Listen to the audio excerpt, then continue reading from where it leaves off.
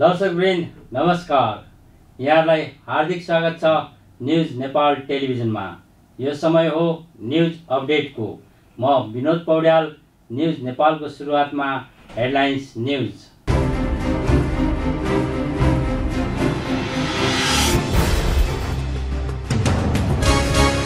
नेपालमा पछिल्लो 24 घण्टामा थप 554 जनामा कोरोना संक्रमण पुष्टि। शनिबार 136 जना डिस्चार्ज। राष्ट्रिय स्वाधीनता रक्षाका लागि राजावादीहरूद्वारा शनिबार राजधानीमा विरोध प्रदर्शन। राजा आऊ देश बचाऊ एमसीसी खारेज गर लगायतका नारा लगाउँदै सरकारको विरोध। नेपालका लागि नेपाली अभियानद्वारा शनिबार एमसीसीको विरोधमा माइतीघर मण्डलामा प्रदर्शन। कुनै पनि हालतमा एमसीसी पास हुन नदिने अभियन्ताहरूको चेतावनी। नेकपाको स्थायी कमिटी बैठक असार 16 गतेसम्मको लागि स्थगित। एमसीसी बारे कुनै निर्णय हुन सकेन। र एमसीसी संसदबाट पारित गर्ने म्याद असार 16 मा सकिँदै संसद बैठक 17 गते मात्रै बस्ने। परराष्ट्र मन्त्री गेवानीद्वारा अमेरिकी समकक्षीसँग टेलिफोन वार्ता।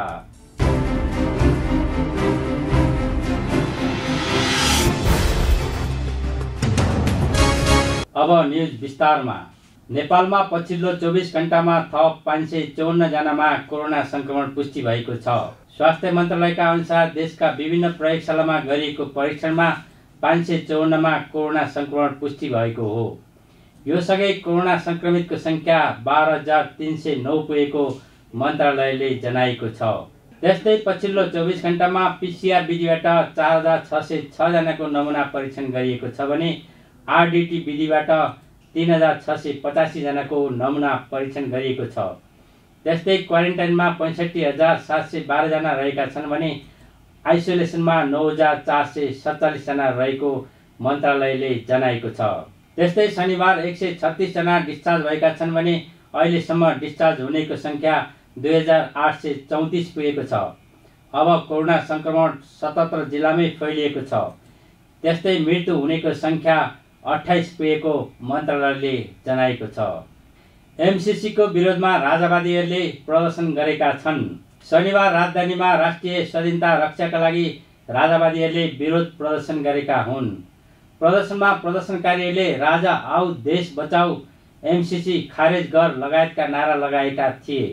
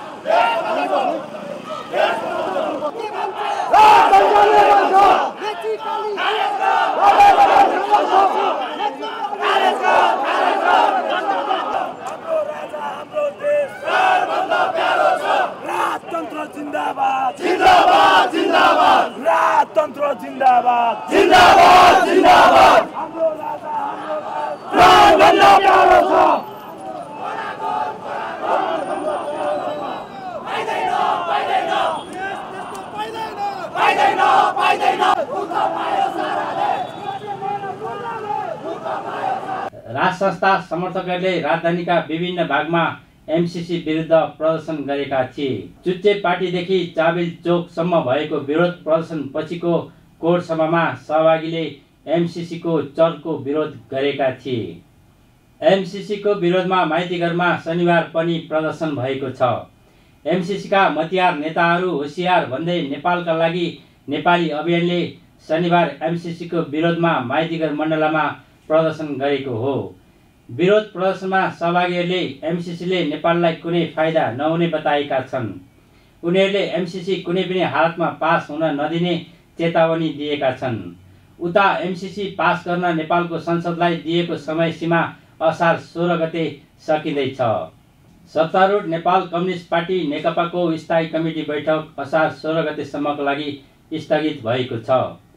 बुधबार सुरु भई शुक्रबारको ग्यापपछि शनिबार बसेको बैठक 2 दिन बैठक स्थगित गरिएको प्रवक्ता नारायण काजी श्रेष्ठले जानकारी दिनुभयो।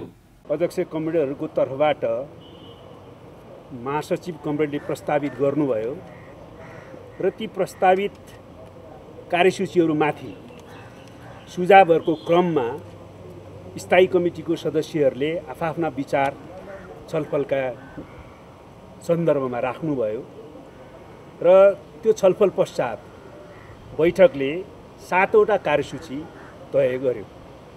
त्यसमा पहिलो अध्यक्ष कमरेडहरू दुवै अध्यक्ष कमरेडहरूद्वारा अहिलेको सन्दर्भमा बैठकको प्रारम्भमै मन्तव्य राख्ने, दोस्रो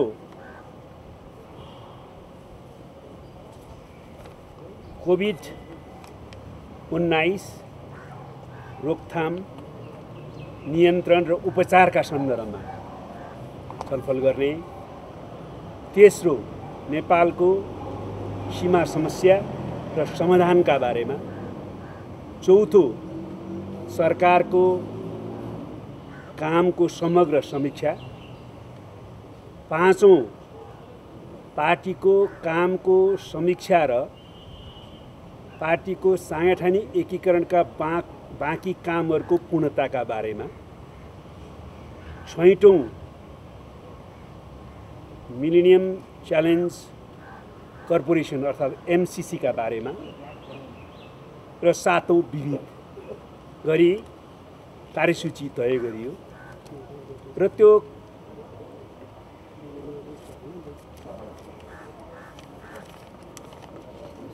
विविधमा अब हालै केही समय अगाडि करिब 1 महिना अगाडि घटेको रुकुमको चौरदारी घटनाका सन्दर्भमा पनि पार्टीमा छलफलको आवश्यकता भएको कुरा साथीहरूले राख्नु भएको छ। त्यस्तै नागरिकताको विधेयक भर्खरै प्रतिनिधि सभामा प्रस्तुत भएको छ, त्यो बारेमा पनि केही साथीहरूले छलफल गरौँ भनेर माग राख्नु भएको कारणले गर्दाखेरि त्यो पनि छलफलका निम्ति हामीले उल्लेख गरेका छौँ। र अर्को कोभिड-19 को अहिलेको सङ्कटका सन्दर्भमा सरकारले सबै कर्मचारीहरूको बैठक भत्ता प्रोत्साहन भत्ताहरू यो वर्षको लागि नलिने निर्णय गरेको सन्दर्भमा सङ्घीय सांसद र प्रदेश सभाका सदस्यहरूले पनि त्यो भत्ता नलिने सन्दर्भमा छलफल गर्ने, अरू पार्टीहरूसँग कुरा गर्ने भन्ने एजेन्डा पनि त्यसमा परेको छ। त्यसबारेमा छलफल पछि नै निर्णय हुन्छ। सधैँ अध्यक्ष कमरेड एवं सम्माननीय प्रधानमन्त्री कमरेड केपी शर्मा ओलीले आफ्ना विचार बैठकमा राख्नुभयो। उहाँले अहिलेको समग्र परिस्थितिमा सकारात्मक र कमजोर पाटाहरू पार्टी, सरकार र समग्र देशको परिस्थितिमा हाम्रो कार्यभारहरू क्रियान्वयनको सन्दर्भमा समीक्षा गरौँ र यो बैठकले अत्यन्तै सकारात्मक सन्देश दिने गरी बैठकमा स्वस्थ, आलोचनात्मक, जिम्मेवारीपूर्वक छलफल अगाडि बढाउँ भनेर अपिल गर्नुभयो। त्यसै गरी अर्को अध्यक्ष कमरेडले पनि आफ्नो विचार राख्नुभयो र विचार राख्ने क्रममा उहाँले पार्टी, कम्युनिस्ट आन्दोलन,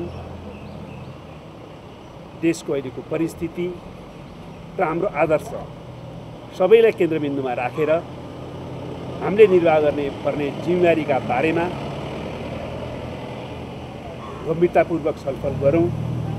त्यो छलफलका आधारमा सकारात्मक निष्कर्ष निकालौँ र त्यसको निम्ति हामी सबैले के कमजोरी भएका छन् त्यसको समीक्षा गरेर आफ्नो जिम्मेवारी लिनुपर्ने भए त्यो पनि लिउँ र सबैले आफ्नो तर्फबाट पार्टी, आन्दोलन र देशका निम्ति जे भूमिका निर्वाह गर्नुपर्ने हुन्छ आफ्नो आत्मसमीक्षा गरेर तयार हौँ भनेर अपिल गर्नुभएको छ र अब स्थायी कमिटीको यो बैठक 12 गते पर्सि 11 बजे पुनः यही स्थानमा बस्नेछ। शनिबारको बैठकमा पनि सीमा समस्याबारे छलफल भएको थियो। 21 जना स्थायी कमिटी सदस्यले सीमाबारे धारणा राखेको श्रेष्ठले जानकारी दिनुभयो। असार 16 गते बस्ने बैठकमा सीमाबारे केही बेर छलफल गर्ने र कोरोना लगायतका बाँकी एजेन्डामाथि छलफल हुने प्रवक्ता श्रेष्ठले जानकारी दिनुभयो। एमसीसी संसदबाट पारित गर्ने म्याद असार 16 गतेसम्म नै रहेको बेला नेकपाको बैठक पनि असार 16 सम्म स्थगित हुन पुगेको हो।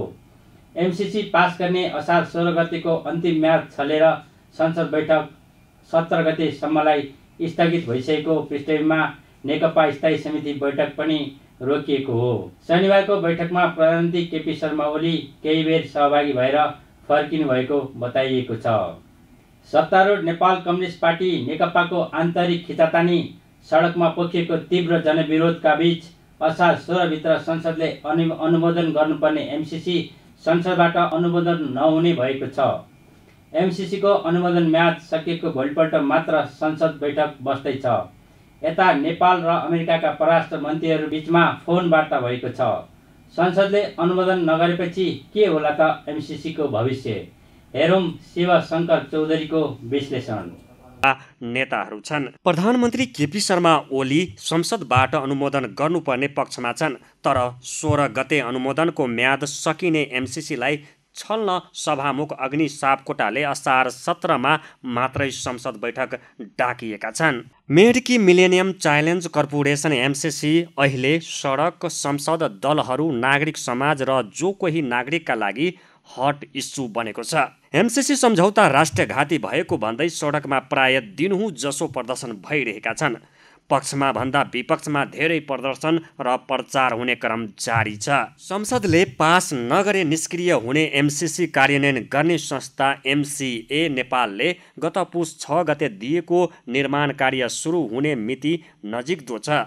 एमसीए नेपालले यही असार 16 गतेबाट निर्माणमा जाने मिति निर्धारण गरेको थियो, तर अब संसदले नै पास नगरेपछि यसको भविष्य के हुने हो भन्ने अन्यलमा नै छ। सिद्धान्त संसदले अनुमोदन नगरेपछि एमसीसी स्वतः निष्क्रिय हुनेछ। सम्झौता अनुसार एमसीसी निर्माण कार्य सुरु गर्न अघिका पूर्व शर्तहरू पूरा हुनै पर्छ।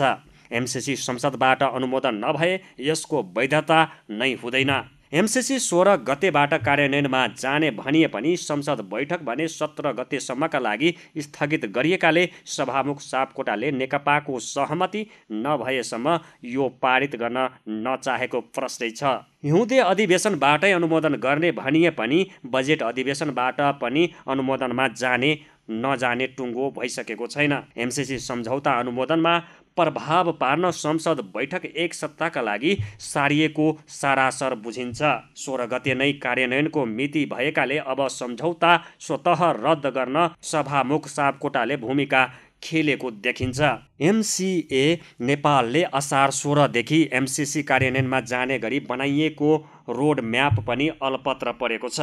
यसरी हेर्दा सम्झौता गर्ने दुई पक्षको आपसी समझदारीमा नयाँ मिति तय गर्ने गरी दुई देशका विदेश मन्त्रीहरूले बिहिबार टेलिफोन वार्ता गरेको अड्कल गरिँदैछ। सरकारले एमसीसी पास नहुँदासम्म त्यसपछि हुने सबै काम रोक्न निर्देशन दिएको छ।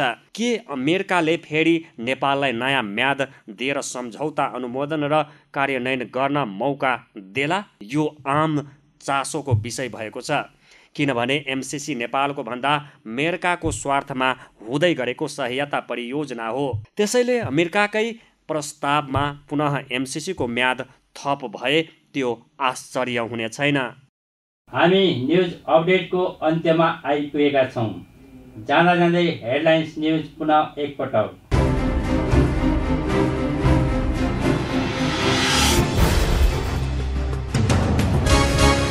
नेपालमा पछिल्लो 24 घण्टामा थप 554 जनामा कोरोना संक्रमण पुष्टि। शनिबार 136 जना डिस्चार्ज।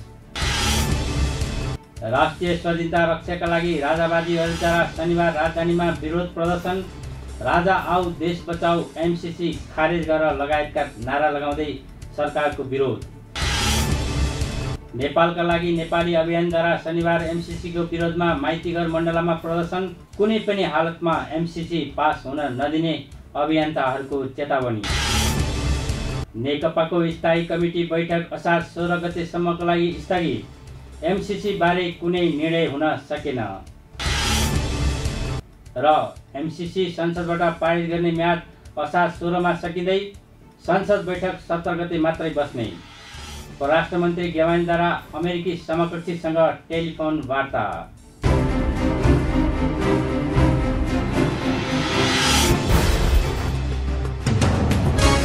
दर्शकवृन्द, अहिलेलाई न्युज अपडेट यति नै। निरन्तर न्युज अपडेटका साथ हामी पुनः उपस्थित हुनेछौँ। हेर्दै रहनुहोस् न्युज नेपाल टेलिभिजन। नमस्कार।